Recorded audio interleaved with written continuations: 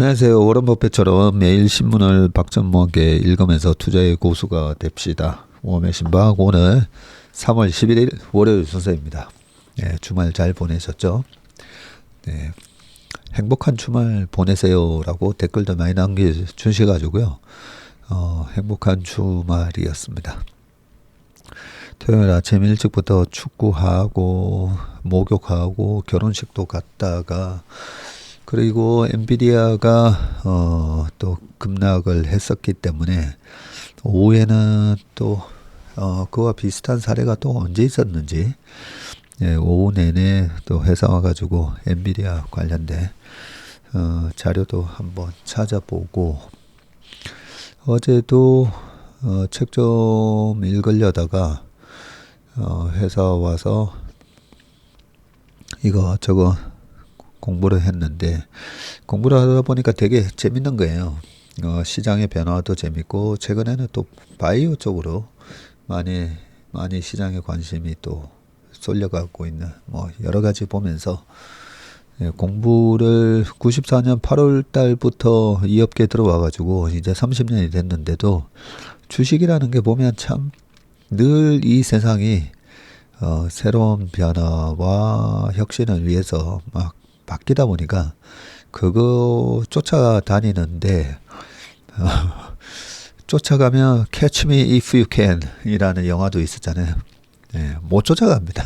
아무리 열심히 달려도 이 세상이 달려가는 속도가 너무 빠르다 보니까 하지만 그 세상의 변화의 끝자락을 붙들고 계속 이렇게 쫓아가는데 재밌습니다. 되게 재밌고 그 변화에 좀 익숙해지고 그러다 보면 뭐 돈을 벌 수 있는 또 기회도 보이니까요. 그래서 더더욱이나 많이 지식으로도 많이 깨닫게 하는 부분이고 네. 또 어제는 오전에 교회를 갔는데 참 목사님 말씀이 참 좋은 말씀을 많이 해주셔가지고 또 많이 좀 깨닫는 그런 하루였었습니다. 자, 먼저 댓글을 보면요. 또 이렇게 적어주신 분이 계십니다. 웜의 신박은 공공의 이익에 부합합니다. 네, 고맙습니다. 그렇게 생각해 주셔가지고. 그리고 또 어떤 분은 박세익 전무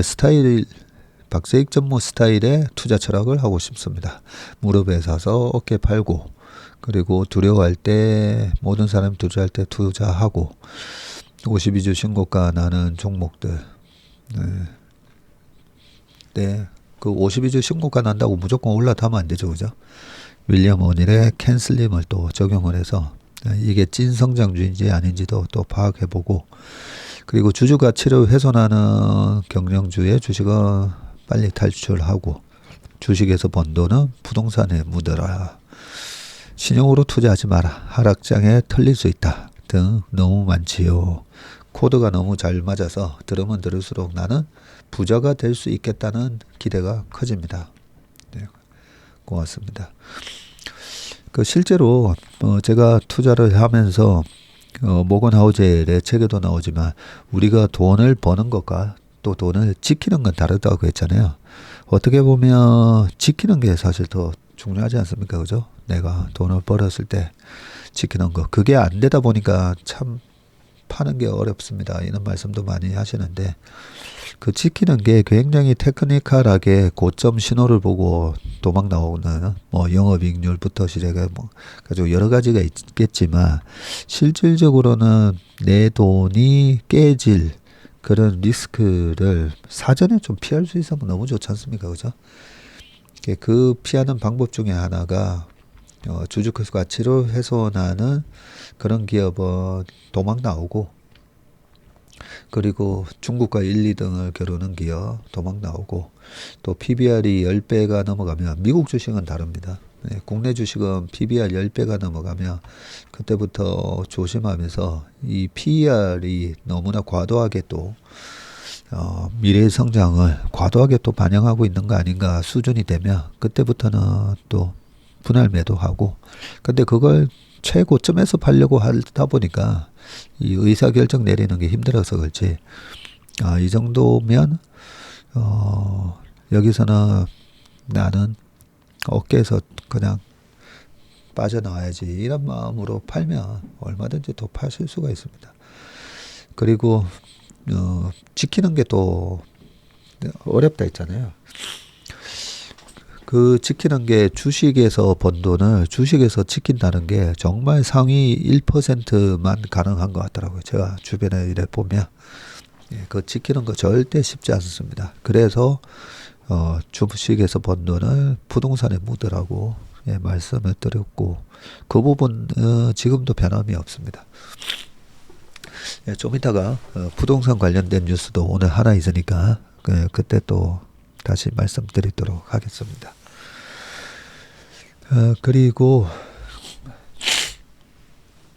카카오 얘기가 있다 보니까 이 카카오 썸네일을 보고 이제 들어오신 분들도 꽤 있으신 것 같은데 보니까 네, 굉장히 화가 많이 나 계십니다. 그죠? 쓰레기 기업이다. 이런 식으로 말씀을 많이 하시고 실제로 되게 화가 난 듯한 댓글도 있습니다. 상장하자마자 스탁 옵션 전부 팔고 주주 뒤통수 친 사장을 다시 이사로 영입을 했다고 하네요. 그러면서 카카오와 김범수는 영원한 땡땡땡입니다. 저는 국장을 욕하지 않습니다. 쓰레기 기업에 뒤통수 맞으면서 다시 똑같은 기업에 투자하고 또 뒤통수 맞고 그러면서 국장 욕하는 또 땡땡땡을 욕하죠. 네, 그리고 그 주식을 추천하는 사람도 똑같이 땡땡땡이죠. 다시 말하지만 전 국장을 욕하지 않습니다. 네, 이렇게 아주 뼈 때리는 말씀을 하셨습니다. 카카오 얘기하면서 그 신뢰 자본이라고 말씀을 드렸잖아요. 그 신뢰 자본이 깨지면 다 잃는 거라는 거고요. 그 카카오 김범수 의장을 비롯해서 많은 사람들이 이 카카오에 대한 신뢰가 깨져 있다라는 부분을 주주들의 이제 댓글 통해 가지고도 많이 아마 확인을 하셨을 겁니다. 과거에 카카오가 고성장할 때는 카카오 이런 거 좀 고쳐주세요. 이런 기능 좀 넣어주세요. 그런 부분이 올라가면 거의 뭐 일주일이 멀다 하고 탁탁탁탁 개발이 됐었죠. 그래서 카카오에는 그 유저들이 얼마나 소위 말해서 유저 프렌들리하게 사용자가 편하게 사용할 수 있게끔 그렇게 기능을 개발하고자 했던 그 정신, 그게 사용자에 대한 배려심과 공감 능력과 그리고 또 소통에 대한 중요성을 아주 잘 알고 있는 기업이다 저는 생각합니다. 스티브 잡스가 아이폰을 개발하면서 그동안에 기판이 없었잖아요. 옛날에 핸드폰은 다 이 기판이 있었잖아요. 근데 그 기판이 불편하니까 이 터치패드로 해가지고 이 기판이 싹 사라진 거 아니겠습니까? 그죠? 그래서 우리 삶을 좀 편하게 해주는 여러 가지 기술적 혁신이 이렇게 어떻게 하면 이 사용자들은 우리 고객들이 사용하는데 편리하게 좀 해줄 수 있을까라고 하는 그 선한 마음에서 시작했다고 생각합니다. 그래서 저는 카카오가 그런 정신, 그런 DNA가 있다라고 생각하기 때문에 잘 이번에 쇄신을 하셨으면 좋겠습니다. 카카오 같은 기업이 없어가지고 우리가 외국계 SNS, 뭐 텔레그램을 비롯해서 다른 나라 SNS만 쓰고 있다고 생각하면 좀 끔찍하지 않습니까? 그죠? 자, 여기까지 하고요. 바로 이제 기사로 넘어가 보도록 하겠습니다. 자, 잠든 사자가 깨어났다. MS의 미래 무기 만드는 빌딩 50.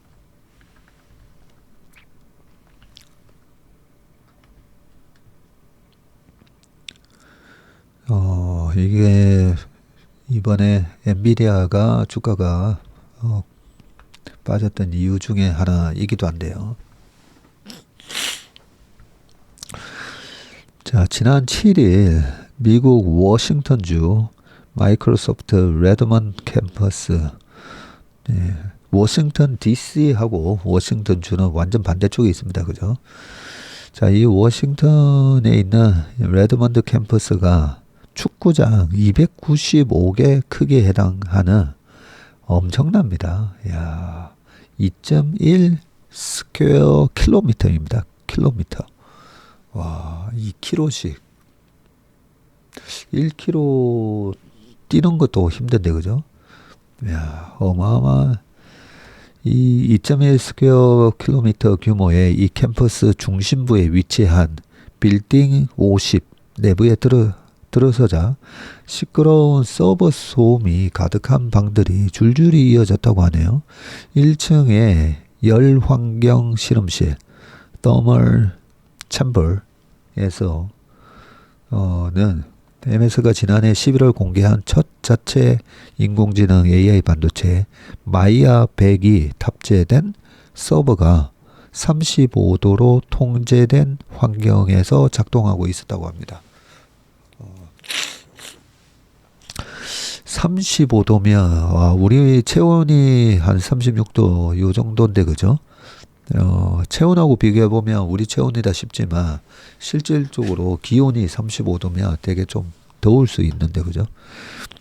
일반 데이터 센터는 부품 손상을 막기 위해서 온도를 20에서 25도로 유지하는데 10도 이상 올라간 온도가 10도 이상 온도가 올라간 상황을 만들어서 자사 반도체의 성능 변화를 관찰하고 있는 것이다. 일부러 온도를 그렇게 35도로 유지했군요. 이 빌딩은 윈도우에 그래픽과 멀티미디어 기능 등을 관리하는 부서가 있었지만 수년 전부터 반도체 클라우드 관련 연구를 위한 곳으로 리모델링 됐고요.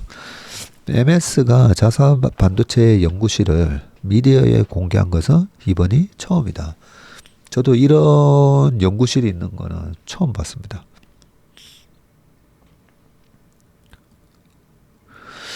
MS는 지난해 마이아 100과 데이터 센터용 중앙 처리 장치 CPU, 코발트 100 등을 공개하면서 반도체 업체로의 존재감을 드러냈고요. 이 반도체는 오직 MS의 AI 모델 코파일럿을 운영하기 위해서 설계된 것으로 엔비디아 AMD의 범용 AI 칩을 구동하는 것보다 효율적이고 비용도 저렴하다고 하네요. 엔비디아에 대한 의존도를 줄이고 클라우드 사용료를 낮춰 고객을 유치하려는 전략이고, 레드먼드에서 설계된 반도체는 대만 TSMC에서 제조되어서 다시 이곳으로 배송이 되고 빌딩 50에서 차로 3분 거리에 있는 스튜디오 B의 연구실에서 엄격한 품질 검사를 거친다고 합니다. 웨스 맥컬러 MS 하드웨어 제품 개발 부문 부사장은 마이크로소프트가 AI 사업에서 지금까지 제어하지 못했던 유일한 영역이 반도체였는데 이제 얘기가 달라졌다고 했네요. 이야. 자, 마이크로소프트 주가 추이해서 사티아 나델라가 취임했던 2014년 2월 달에 38달러였는데 지금 406달러. 네, 딱 10배 이상 올랐다 그죠? 자, 1975년 창업되어서 올해로 49년째를 맞은 테크 거인 MS는 마이크로소프트 창업이 75년이었네요. 인공지능 AI 시대를 맞아 대변신을 시도하고 있다. 윈도우, 오피스, 게임 등 소프트웨어 중심으로 세계를 제패했던 기업이 AI 서비스는 물론 이를 구동하는 클라우드와 그 속에 들어가는 두뇌격인 반도체까지 직접 설계하는 종합 AI 회사로 변모하고 있는 것인데 덕분에 MS는 애플을 넘어서 시가총액 기준 세계에서 가장 가치 있는 기업 왕좌를 되찾으며 제2의 전성기를 열고 있고, MS 본사 곳곳에는 캠퍼스 확장 공사가 한창 진행되고 있었고, 이들 건물에는 AI 관련 사업부와 직원들이 대거 입주할 예정이다라고 합니다. 이틀간 방문한 MS 본사 곳곳에서는 이 같은 변화의 모습을 볼 수 있었는데, 기존의 모든 사업을 AI 시대에 맞춰 전환하는 작업이 이어지고 있고요. 캠퍼스 내에 혼합현실, 믹스드 리얼리티라고 하죠. 이 혼합현실 연구부서에서는 코파일럿이 탑재된 MS의 MR기기인 홀로렌즈2 시제품 테스트가 한창이었고, 기기를 착용하고 눈앞에 나타난 가상의 코파일럿 버튼을 클릭을 하자 PC나 모바일에서 보던 대화창이 열렸고요. 음성 모드로 설정한 뒤에 오토바이에 문제가 생긴 것 같은데 어떻게 해야 할까라고 묻자 코파일럿은 1, 2초 만에 홀로렌즈 화면에 화살표를 띄운 뒤에 화살표가 가리키는 레버를 당겨봐라고 대답했다네요. MS 관계자는 경험이 없는 작업자들도 빠르게 일을 수행하도록 도울 수 있다면서 몇 달 안에 실제 홀로렌즈에 코파일럿을 탑재할 예정이라고 했네요. 이 밑에 지금 사진이 나오는데요. MS 직원의 회사의 AI 모델인 이 코파일럿이 탑재된 MR기기 홀로렌즈2를 착용하고 오토바이를 수리하는 장면이 나옵니다. 네. 결국은 이 홀로렌즈, 이 믹스드 리얼리티라고 하잖아요. 지금은 비전 프로나 기존의 VR 기기에 보면 완전히 이렇게 뒤집어 써가지고 그 안에 나타나는 이 버추얼 공간이죠. 가상 세계. 그 안에서 뭐 게임도 하고 뭐 이런 그림인데, 아무래도 조금 이 부분은 눈을 다 가리고 있다 보니까 좀 불편한 것도 있고 답답한 면도 있고, 그죠? 그 부분을 물론 스위치를 밖에 화면이 보이게끔 할 수도 있지만, 결국은 저는 이 홀로렌즈 요런 식으로 가지 않을까 그런 생각을 합니다. 실제로 현실 세계에다가 그 옆에 막 이렇게 버추얼한 상황들이 뜨면서, 예, 그런 부분들이 MR기기 요런 마이크로소프트의 홀로렌즈가 오히려 더 빠르게 상용화되지 않을까. 근데 기술이 홀로렌즈 이렇게 혼합현실을 구현하기가 좀 어려워서 그렇지, 이런 부분도 조심스럽게 약간 축이 마이크로소프트의 이 VR이나 AR 기계의 어떤 발전 방향도 마이크로소프트의 홀로렌즈2 이쪽으로 약간 기우는 게 아닌가, 뭐 그렇게 조심스럽게 생각이 들고요. 근데 읽으면서 뭐 마이크로소프트가 참 별걸 다 한다 싶습니다. 그죠? MS의 하드웨어 랩에서는 AI로 주변 소음을 깔끔하게 없애주고 화자의 목소리만 잡아주는 MS 그 서피스 노트북 스튜디오 2의 마이크 기능을 또 체험해 볼 수가 있었고, 시끄러운 카페나 술집 등에서 급하게 화상 회의를 하는 경우에도 대화에 전혀 지장이 없게 해준다고 합니다. 이게 AI 기술로 또 노이즈 캔슬링을 이렇게 해주네 보니까. 구글 크롬에 밀려서 존재감이 사라진 MS의 브라우저 엣지는 코파일럿을 기본 탑재하면서 재도약을 지금 시도하고 있고요. 네, 지금 1년 내내 그 마이크로소프트의 시가총액에 영향을 줄 수 있나, 소위 말하는 이 가치, 야, 어떤 가치들이 만들어지고 있나, 예, 알 수가 있습니다. 존 몽고메리 MS AI 플랫폼 부사장은 AI 시대에 누가 MS의 경쟁자인가라는 질문에 되게 중요한 질문을 했네요. 딱히 없다라고 잘라서 대답했답니다. 야, 구글의 AI 모델 제미나이가 품질 면에서는 그나마 근접하지만 전체적인 클라우드 서비스와 다양한 AI 모델에 대한 접근 가능성 등으로 봤을 때 우리 상대가 되지 않는다고 딱 얘기를 했네요. 전문가들 사이에서는 지금의 MS에 대해서 잃어버린 20년을 되찾았다는 평가가 나오고요.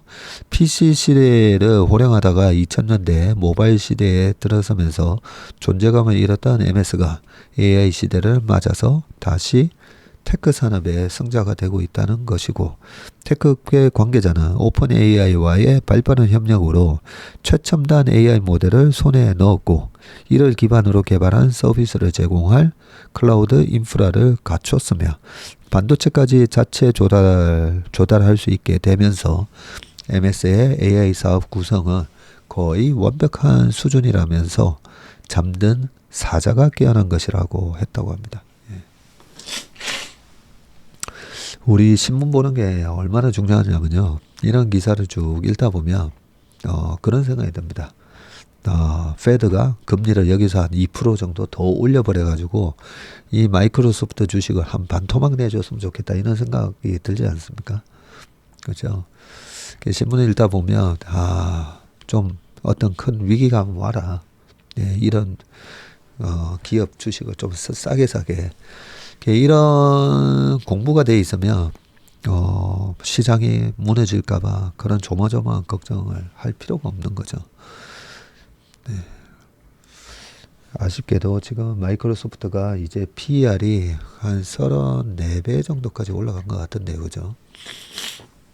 이렇게 우리가 정말 좋구나라고 싶을 때는, 이 노멀한 경제 상황에서 정말 좋구나 싶은 때는 비싸게 살 수밖에 없습니다. 그래서 저는 존 템플턴 경이 말씀하셨듯이 시장이 비관적일 때 주식을 싸게 살 수 있기 때문에 비관적일 때 주식 사는 거 좋아합니다. 그러다 보니까 저보고 낙관주의라고 얘기하는 것 같습니다. 자, 그 다음 기사를 보겠습니다.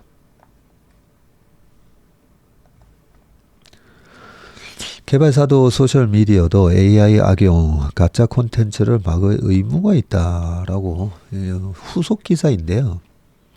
마이크로소프트가 첫 책임 있는 AI 총괄 인터뷰. 이런 레드몬드 캠퍼스에서 만난 너테샤 크램프튼, MS 책임 있는 AI 최고 책임자. Chief Responsible AI Officer네요.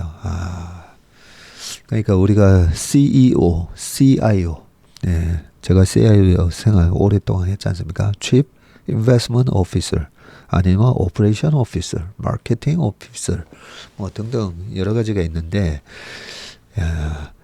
Responsible AI Officer는 처음 들어보네요. 근데 벌써 마이크로소프트에는 이런 임원을 만들었다, 그죠? 그러면 CRAO네요. Chief Responsible AI Officer니까 CRA Officer. 자, 이분은 AI의 급진적인 발전에 대한 공포가 많지만 이를 실제로 사용하며 배워야 하는 부분이 많다. Learn by doing. 하면서 배운다는 거죠. Learn by doing. 학계와 정치권 일각에서 인류의 재앙이 될 수도 있는 AI 개발을 잠시 멈춰야 한다는 목소리까지 나오는 가운데, 일단 AI를 세상에 내놓고 경험을 쌓으며 만들어낸 규제를 통해서 인간과 공존하도록 발전시켜야 한다는 주장이다. 옛날에 줄기세포 처음에 나왔을 때도 이런 얘기가 많았죠. MS의 초대 책임있는 AI 최고 책임자인 크램프턴은 최근 사내에서 가장 바쁜 구성원으로 불린다고 하네요. 백악관과 유럽 당국의 AI 규제 논의에 직접 참여하고 있는 그는 글로벌 AI 규제 방향 결정에서 핵심적인 인물로 평가가 되고, 그는 AI가 세상에 나오기 전부터 인간에게 해를 미치지 않도록 원칙과 가치관을 지정하는 것도 중요하지만 현실 세계는 항상 바뀌기 때문에 아무리 안전한 시스템도 문제가 생길 수 없다면서 이에 대한 피드백을 빠르게 얻어서 문제를 해결하는 시스템을 구축하는 것도 이 AI 윤리를 책임지는 방법이라고 했습니다.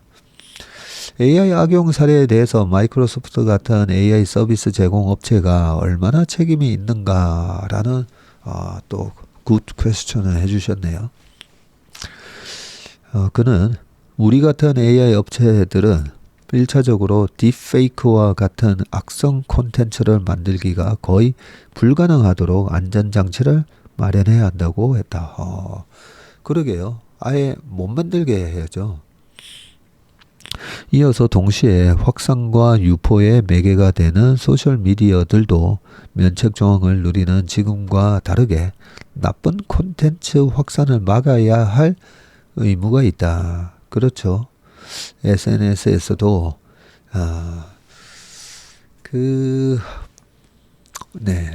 막아야 할 의무가 있습니다. AI 부작용을 해결하는 것은 업계, 정부, 학계 모두의 협력으로 이루어져야 된다고 했고요. 크램프턴 책임자는 우리는 무엇보다 AI 개발과 관련된 원칙을 빠르게 시스템화하면서 우리의 모든 서비스에 적용하는 작업에 집중하고 있다면서 이를 위해서 파트너사인 오픈 AI 엔지니어들과도 매일 긴밀하게 얘기를 나누고 있다고 했습니다. 네, 중요한 게 이 원칙을 설립을 하는 겁니다. 규칙, 원칙. 네. 아까 처음에 초대에 말씀드렸듯이 우리가 주식으로 돈 버는 것도 중요하지만 지키는 거는 원칙, 사전적으로요. 여러 가지 나만의 투자 원칙으로 인해서 그 돈을 크게 잃을 수 있는 그 투자를 아예 안 하는 겁니다. 그런 측면에서 AI도 좀 사전적인 원칙 이런 걸 좀 마련을 해 주시고 아까 SNS 뭐 메타가 됐든 유튜브가 됐든 거죠. 이 자극적으로 잘못된 뭔가를 만들어냈을 때 그게 아예 그 유통이 안 되도록 그런 걸 좀 막아주는 장치를 좀 만들어 놓으셔야 될 것 같네요. 네, 또 그다음 기사로 넘어가 보겠습니다. 굵직한 아주 무거운 기사를 많이 다루다 보니까 시간이 좀 빨리 지나갈 것 같습니다. 자, 세 번째는 AI 시대의 외국어는 통번역만을 위해 배우는 게 아니다. 네, 굉장히 좀 뭔가 깊은 얘기를 해주실 것 같습니다. 기고문이네요. 누가 썼었죠? 조우호 덕성여대 도고동문학과 교수님이 쓰신 기고문이네요. 자, AI가 인간을 대신하는 시대가 온다고 첨단 기술의 상징인 AI가 급기야 인간의 정신과 언어도 대신할 것이라 생각하는 사람들이 늘어나고 있다.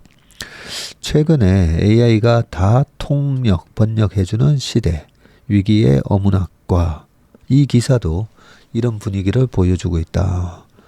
그랬죠. 얼마 전에 이런 기사가 실렸죠. 이에 우려와 함께 반론을 제기하고 싶다고 합니다. 자, 최근 통번역을 해주는 AI 활용으로 대학에서 어문학을 전공하는 것이 필요 없다고 느끼는 분위기가 우리 사회에 공유된다니 우려스럽다. 특히 일부 대학 당국에서 막연히 취업에 좋다는 생각으로 실용학문 위주로 학과를 개편하거나 이른바 첨단학과를 신설, 확충하고자 기초학문과 순수학문 위주로 구조조정을 한다는 보도를 접하니 개탄스럽다. 대학도 뭐 생존을 해야 되니까 그죠? 자, 더욱이 그 표적이 주로 인문학이라며 우리 사회의 대학 수준을 보여주는 부끄러운 일이다. 네, 대학의 재정 상황이 어쩔 수 없이 그렇겠죠 또. 자, 자유주의 시장 경제학자로 잘 알려진 하이에크가 1968년 발표한 정치 사상에서 언어 혼란이라는 논문은 이런 논문이 있었나요? 정치 사상에서 언어 혼란. 자, 이 논문은 언어에 관한 흥미있는 견해를 알려주는데 그는 인간의 언어 표현은 인간의 의지와 목표의 의견과 가치를 알려주는 수단이라고 지적한다. 언어에는 인간의 가치도 담겨 있는 것이다. 하긴 말만 하는 게 아니라 그 사람의 의지와 목표, 의견, 그리고 가치를 알려주는 수단. 자, 생태학자인 게릿 하디는 국부론 저자 애담 스미스야말로 현대 AI를 발전시킨 인공두뇌학의 주창자라고 주장했다. 이게 무슨 얘기죠? 애담 스미스가 가격을 통한 시장의 자율적 조절 시스템인 보이지 않는 손을 주장했기 때문이다. 이 보이지 않는 손이 하나의 AI나 마찬가지다는 거네요. 그러네요.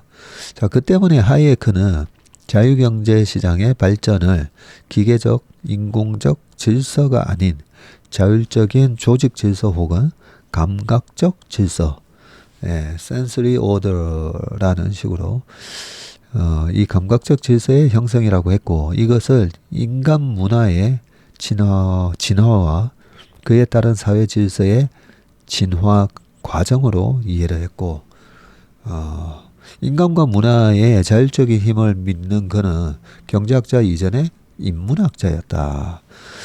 그의 대표적 경제 이론은 이런 인문학적 바탕에서 가능했다. 네.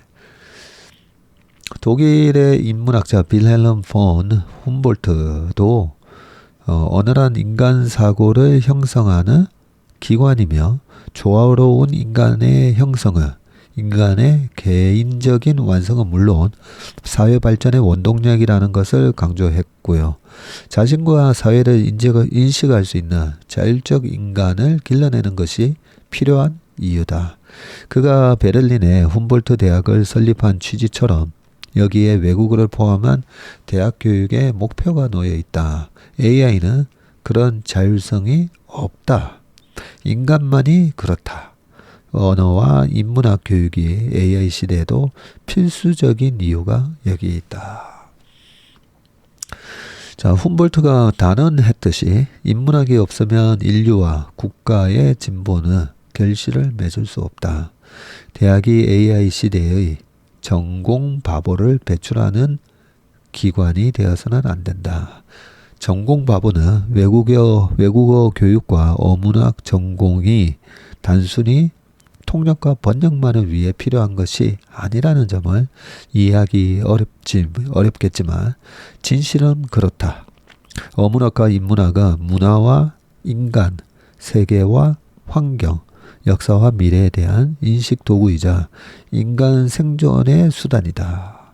야, 어문학과 인문학은 그러네요.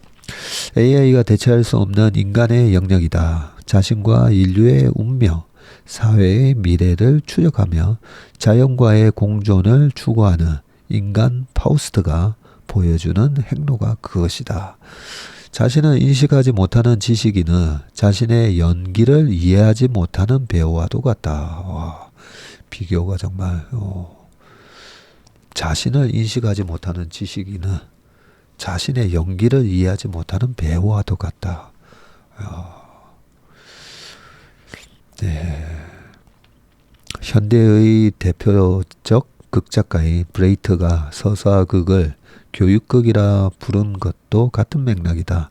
외국어는 사설 학원에서 배우면 된다고 말하는 대학 총장이나 특정 전공 지원자가 많으면 그 전공 인원을 무조건 늘려야 한다는 교수가 있는 것도 현실이다. 부끄럽기 짝이 없는 일이지만 실패한 인문 교육의 사례이기도 하다. 제대로 된 인문학 교육이 없다면 그런 지식인은 양산될 것이다.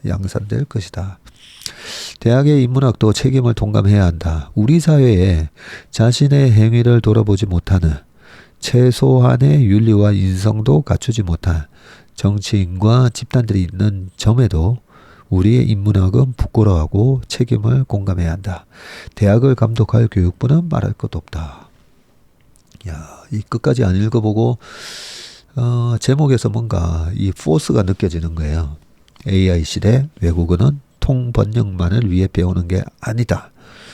네, 그래서 뭔가 좀 뼈 때리는 이야기가 많을 걸로 생각을 했는데요. 네, 조우호 도구동문학과 교수님이신데 특히나 도구어다 그죠? 네, 네, 여러 가지 거대한 철학자들이 많이 나왔던. 그래서 어떻게 보면 독일어를 배우는 것 자체가 독일의 그 문화와 그 오랫동안에 형성돼 있는 그 철학적인 인문학적 가치를 배우려면 이 독일어를 몰라서는 안 된다. 뭐 이런 얘기를 했잖아요. 저도 고등학교 때 독일을 하다 보니까 그런 얘기를 들었던 적이 있는 것 같습니다. 근데 이 교수님 말씀처럼 우리가 너무 저는 딱히 그런 것 같아요. 예전에 그런 얘기가 있었거든요. 우리나라 야구 선수나 우리나라 배구 선수나 뭐 축구 선수도 마찬가지고 초등학교 단계에서 붙으면 우리가 이길 때가 많다는 거죠. 그러고 보니까 지난 U 17이었나요? U 18이었나요? 그 청소년 축구 월드컵 같은 거 보면 우리가 이승우 선수도 있었고 잘 이기는데 옛날에부터 했던 얘기입니다. 근데 너무 우리가 기초적인 거를 기초를 단단하게 기초와 기본기를 단단하게 다지고 그 다음에 테크닉을 얹어야 되는데 그러지 못해서 대학이나 프로 수준으로 가면 우리가 일본하고의 경기에서 뒤진다. 이런 얘기를 좀 많이 들었고요. 근데 이승우 선수는 스페인이죠. 네. 스페인에서 했었으니까 또 다른 얘기가 될 수도 있겠네요. 바르셀로나 소년 클럽이니까. 네, 아무튼 그런 측면에서 기본기와 기초를 탄탄히 다져야 된다. 손흥민 선수 아버님 손정웅 님도 씨도 그 얘기를 많이 했던 거 아닙니까? 그죠? 자, 그런 차원에서 저는 이 교수님 말씀에 100번 동감을 좀 합니다. 그 미국에 지금 기술적인 패권을 미국이 계속 차지할 수 있는 이유 중에 하나도 미국의 교육 시스템 때문이라고 저는 생각하거든요. 우리는 대학 들어가서 뭐 좀 많이 논다 이런 것도 있고 최근에는 대학 들어가서도 다들 열심히 하긴 하지만 미국 대학에 보면 그 시스템들이 보면 그 인문학에 대한 공부를 반드시 많이 하도록 되어 있고요. 미국의 굉장히 유명한 대학 중에 이 인문학이 잘 돼 있기 때문에 유명한 대학이 굉장히 많습니다. 그런 대학에서 나중에 하버드대를 가든 MIT를 가든 그런 식으로 많이 가는데 그런 탑 클래스 학교들이 학생을 뽑을 때 그 인문학적인 백그라운드를 좀 본다는 거죠. 그게 안 돼 있는 경우에는 일단 대학 들어와서 인문학을 많이 배우게 하고 그걸 가르쳐야 우리가 왜 어떤 기술 네가 하려고 하는 어떤 일을 왜 해야 되는지에 대한 그 부분에 대한 뚜렷한 목표와 사명의식을 갖고 인생 설계를 할 수 있다라고 저는 생각합니다. 설사 그걸 몰라도 인문학을 배우는 단계에서는 사실 모를 수가 있잖아요. 몰라도 나중에 그때 배웠던 그 지식들이 하나하나의 그게 이제 뿌리가 돼가지고 자라나는 데 있어서 양분이 된다라고 생각합니다. 네, 100번 동감하는 바입니다. 그러기 위해서는 대학에서 뭐 반도체 학과, 뭐 AI 그리고 컴퓨터 사이언스 같은 거, 컴공과 뭐 이런 걸 만들더라도 반드시 1, 2학년 때 이런 인문학적인 필수 과목으로 억지로라도 배우게 해야 된다는 거죠. 네. 조금 제가 말이 많았습니다. 네. 자, 넘어가고요. 우리가 너무나 좀 빨리빨리 뭔가를 하려다 보니까 이 기초 기본기에 대해서 빨리 이 패싱을 하고 싶은 마음이 좀 많거든요. 네, 그런 정면에서 참 좋은 기고문이었다고 생각합니다. 자, 그 다음에 또 반도체로 넘어가 보겠습니다. 자, TSMC 미국의 반도체 보조금 $50억 이상 받을 듯. 네. 자, 삼성전자도 수십억 달러의 달해라고 되어 있는데요. 세계 최대 반도체 파운드리 위탁 생산업체인 대만 TSMC가 미 정부의 반도체 지원법, 칩스법에 따라 최소 50억 달러, 약 6조 6천억의 보조금을 받을 전망이네요. 자, 블룸버그는 소식통을 인용해서 미국 애리조나주에 반도체 공장을 짓고 있는 TSMC가 미 정부에서 50억 달러 이상의 보조금을 받을 거라고 보도를 했고요. TSMC는 애리조나 피닉스 인근에 파운드리 공장 2개를 짓기 위해서 400억 달러를 투자하고 있고요. 다만 TSMC로의 보조금 지급이 확정된 것은 아니고 TSMC가 보조금 이외에 칩스법에 따른 대출이나 보증을 추가로 활용할지도 알려지지는 않았다고 했네요. 자, 칩스법은 미국 내 반도체 생산시설 건립에 대규모 보조금을 지급하는 법이고요. 미 상무부는 최첨단 반도체 공장 건설에 투입되는 직접 보조금으로 총 280억 달러를 배정을 했는데 기업들이 요청한 자금은 총 700억 달러를 넘어서는 상황이라고 합니다. 요청을 한 걸 다 받지는 못할 수 있겠다, 그죠? 자, 이 때문에 미 정부와 기업 간의 협상이 복잡해지면서 보조금 지급 시점이 당초 계획보다 계속 미뤄지고 있다고 하고요. 수십억 달러의 보조금을 받을 수 있는 삼성전자도 보조금 규모를 늘리기 위해서 미 정부와 논의를 진행하고 있는데 삼성전자는 173억 달러를 투자해서 텍사스주 테일러에 500만 제곱미터 약 150만 평 규모 파운드리 공장을 건설하고 있고요. 텍사스주 테일러네요. 블룸버그는 삼성전자가 미국 정부에서 받는 보조금 액수를 늘리기 위해서 미국의 추가적인 투자 계획을 논의하고 있다고 하고요. SK 하이닉스도 미국 내 150억 달러 규모의 반도체 패키징 공장 건설을 추진하고 있다고 합니다. 22년 8월 칩스법 발효 후에 현재까지 보조금이 지급된 사례는 모두 3건에 불과하고요. 하지만 반도체 업계에서는 이달부터 인텔을 시작으로 속속 대규모 보조금 지급안이 발표될 것으로 보고 있는데 미 정부는 인텔의 직접 보조금 35억 달러와 대출 등을 포함해서 100억 달러 이상을 지원할 계획인 것으로 전해졌네요.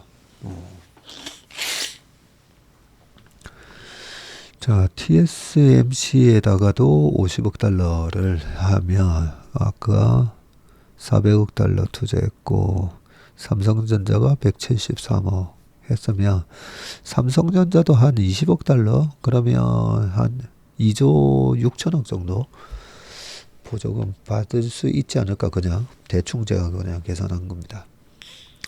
그러면 삼성전자의 영업이익에 영향을 줄 수도 있긴 하겠네요. 지난번에 반도체가 아니라 그 배터리 업체들, 그죠? 배터리 업체들의 그 영업이익에도 이 미국의 보조금이 포함이 됐었지 않습니까, 그죠? 네. 자, 그다음 기사입니다. 자, 알츠하이머 치료제 도나네밉 FDA 승인 결정 연기. 허가나 이걸 승인을 못 받았나 봅니다. 미국 캘리포니아 샌디에고에 있는 일라일릴리 사옥이라고 사진이 있는데 일라일릴리는 샌디에고에 있네요. 예. 혁신적인 알츠하이머 치료제로 기대를 모았던 미국 제약사 일라일릴리의 도나네맙의 승인 결정이 연기가 됐다. FDA는 도나네맙의 안정성과 효능을 검토하기 위해서 최종 외부 자문위원회 회의를 소집하기로 했고요. 애초 이달 말 결정하기로 했던 승인 여부는 수개월 연기될 전망이라고 합니다. 도나네맙은 지금까지 나온 알츠하이머 치료제 중에서 가장 뛰어난 치료 효과를 보인 약인데 임상 3상 시험에서 위약 대비 인지력 저하를 35% 늦췄고, 특히 극초기 환자에게서는 인지력 저하 속도가 60%까지 낮아졌다네요. 네. 알츠하이머가 되면서 인지력이 저하되는 걸 속도를 35에서 60%까지 낮춰서 막 괜찮은데 그죠? 하지만 효과가 탁월한 만큼 부작용도 컸다고 합니다. 도나네맙과 레켐비 등 알츠하이머 치료제는 모두 뇌에 있는 아밀로이드 베타 플라크 이 단백질 덩어리에 작용하는 원리인데, 알츠하이머 환자 뇌에는 일반인과 달리 아밀로이드 베타 단백질이 많이 쌓여서 이 플라크를 형성을 하고, 이 플라크가 뇌신경세포 기능을 방해한다고 하네요. 도나네맙은 존재하는 플라크를 제거하고, 레켐비는 플라크 생성 전에 아밀로이드에 작용해서 플라크가 되지 못하도록 방해하는 방식으로 알츠하이머 진행 속도를 늦춘다고 합니다. 다만 아밀로이드 단백질에 약이 작용하는 과정에서 면역 반응이 유발이 되고, 이 면역 반응 때문에 뇌에 염증이 생기는 부작용이 있다고 하네요. 그 염증이 생기는 이유가 우리 신체 외부에서 그죠? 뭔가 이물질이 들어왔을 때 그걸 세포가 들어가서 이제 공격을 하는 그런 우리 몸의 면역작용 때문에 그걸 공격을 하면서 거기서 염증이 생기는, 대부분의 신약 개발을 할 때 이 염증이 가장 많이 발생하는 부작용이더라고요. 1111은 임상 3상에서 1734명을 대상으로 시험을 했는데, 약을 투약한 참가자의 37%가 뇌부종, 뇌미세, 출혈 증상을 겪었다네요. 이 질환이 중증으로 발병한 비율은 1.6%, 부작용으로 사망한 참가자는 3명, 1734명 중에 3명이 사망했군요. 작년 7월 FDA 허가를 받은 레켐비도 13%의 부작용 발병 확률이 나타났다고 합니다. 지금까지 레켐비를 투약한 환자가 2,000명에 그쳤고요. 알츠하이머 치료제에 대한 연구가 충분치 않다는 불신이 반영된 거라고 CNN이 얘기했습니다. 네. 요즘 우리나라에도 바이오 주가가 핫해가지고요. 이쪽 미국에서 어떤 시기에 또 변화가 있는지 계속 체크하도록 하겠습니다. 자, 마지막 기사는 진격의 외국인, 아산, 천안, 평택 아파트를 담아갔다고 합니다. 네. 자, 작년에 외국인 국내 부동산 매수 비율이 역대 최고인데 임대 수익이 목적이라고 하네요. 최근 디스플레이 2차전지 관련 기업 투자가 잇따르고 GTX 노선 연장이 추진 중인 충남 아산시, 지난해 아산에서 매매 거래된 아파트, 오피스텔 등 집합 건물의 매수자는 14,831명이었는데 이 가운데 국적이 중국, 미국, 베트남 등 외국인 매수자가 402명으로 2.7%를 차지했다고 하네요. 자, 이 지역은 외국인이 이용할 만한 식당이나 학교 같은 것이 부족을 해서 외국인이 이용할 만한, 그리고 거주하기에도 적합한 곳이 아니다. 그럼에도 외국인 부동산 투자가 많은 것은 일자리를 찾아오는 사람들에게 세를 놓고 임대 수익을 거두기 위한 것인데, 한 부동산 관계자는 이 지역은 소형 아파트나 오피스텔이 매물로 나오면 금방 팔린다고 하네요. 지난해 외국인이 국내에서 사들인 부동산이 전체 거래에서 차지하는 비율이 역대 최고로 기록을 했고요.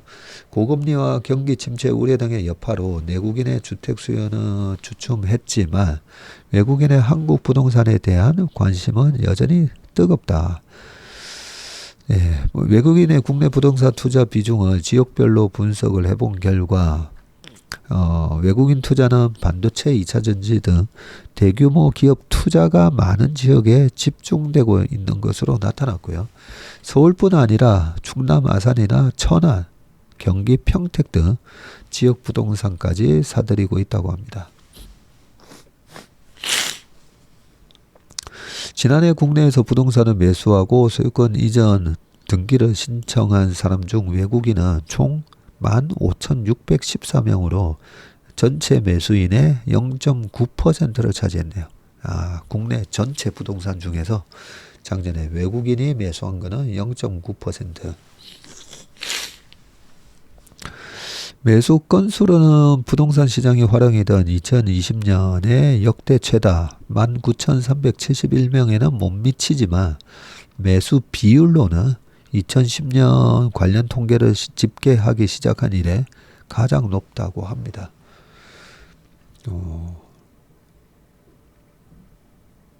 외국인이 집합건물 많이 매수한 광역시도회가 나오는데요. 인천이 2.09%, 그 다음이 충남 1.74, 경기가 1.68, 제주도도 있네요. 제주 1.54, 충북 1.21, 그리고 서울이 1.16%, 울산도 있는데 울산은 0.79%. 네, 이렇게 나와 있네요.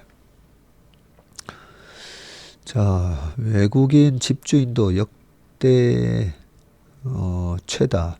외국인의 부동산 투자거를 국적별로 살펴보면 중국이 1157명으로 65.1% 압도적인 1위를 차지했고요. 이어서 미국 15.2%, 캐나다 3.6%, 베트남 2.5%, 우즈베키스탄 2%, 러시아도 있네요. 러시아 1.8%, 대만 1.2% 순이었다고 합니다. 외국인이 국내에 자가 거주지를 두는 경우는 흔치 않기 때문에 대부분이 임대 목적이고 지난해 확정 일자를 받은 임대차 계약 가운데 임대인이 외국인인 계약은 17,786건으로 2010년 이래 가장 많았다고 합니다. 고종환 한국자산관리연구원장은 중국, 동남아 등지의 부자들에게는 한국, 특히 수도권의 부동산은 안전자산으로 통한다면서 2022년 이후 국내 부동산 시장의 가격 조정을 투자 기회로 판단했을 가능성이 높다고 말을 했다고 합니다. 하긴 요즘 중국은 대출 이율이 되게 낮잖아요. 근데 중국 사람들이 한국에다가 부동산을 사기 위해서 돈을 갖고 오는 게 가능한지는 모르겠는데, 네. 그리고 또 중국인의 비율이 높은 거는 아무래도 한국에 와 있는 중국 우리 동포들, 동포들의 국적이 중국 국적으로 많이 돼 있다 보니까 좀 그 영향도 크지 않을까 싶고, 인천 가보면 차이나타운 되게 크지 않습니까? 그죠? 예, 그런 영향도 있지 않나 하는 생각입니다. 네. 예, 오늘 웜의 신박은 여기까지 하겠습니다. 이번 한 주도 화이팅 넘치시는 그런 한 주 되시길 바라겠습니다. 고맙습니다.